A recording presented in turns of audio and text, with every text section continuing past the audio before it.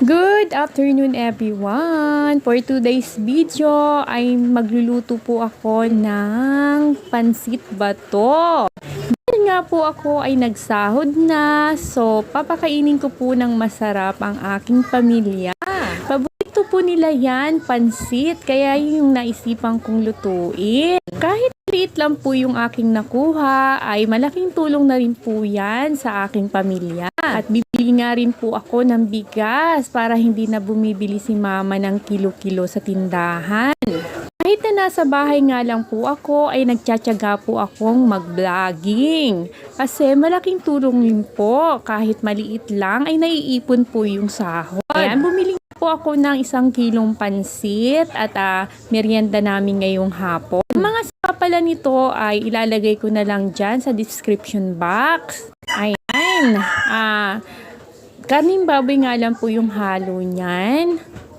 Dahil po maulan po dito, masarap po yung kumain ng kumain.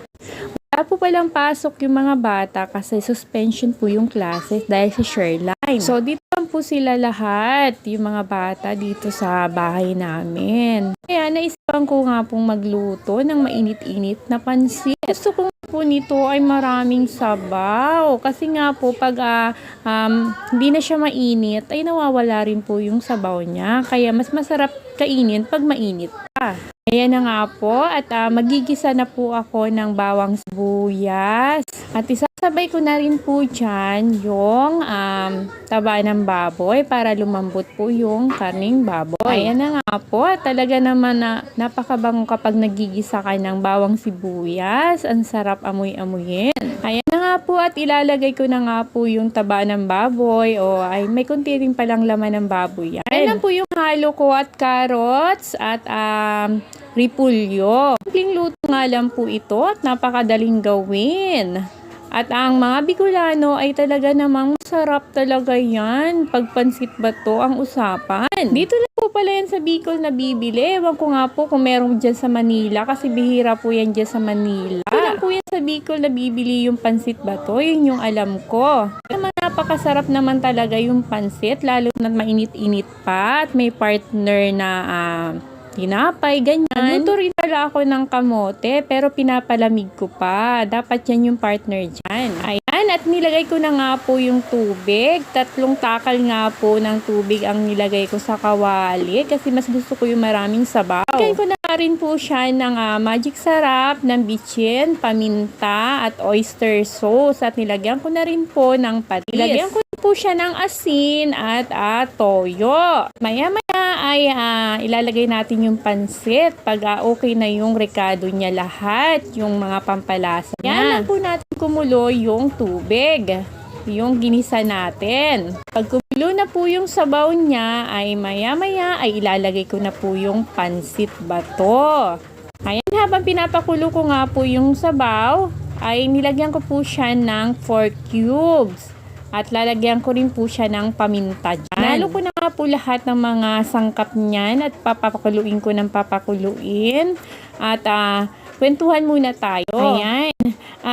Dito sa Facebook talagang ang puhunan mo dyan ay sipag at tiyaga lang para makasahod ka dito. Kaya nga po sa mga vlog ko ay sabi ko doon ay magsikap lang tayo araw-araw mag-post ng mga engaging content sa post at quotes at mga reels at mga long form video at short video. Ayan, at panatilihin natin na nag-engage tayo sa ating mga followers. Non-followers man yan, malaki man ang bahay at o maliit ang bahay ay kailangan nating i-engage yan. Wala tayong pipiliin. Tuloy lang sa hamon ng buhay. Ika nga. Ayan. Pinakulo ko na nga po yung sabaw niyan. Kaya sana ma-inspire kayo sa aking mga posts. Sa mga nagsisimula pa lang po ay sipagan lang po natin at iwasan yung mga violation para tuloy-tuloy po yung ating magandang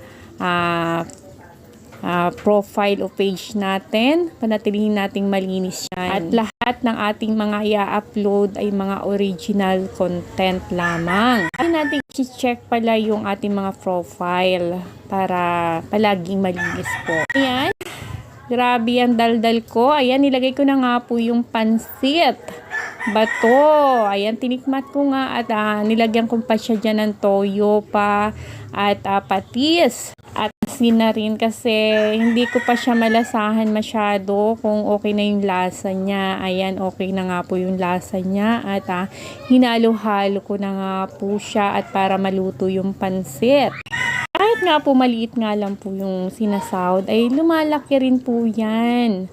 At naiipon po kasi sa Facebook ay pag $25 ay nakukuha na rin po eh.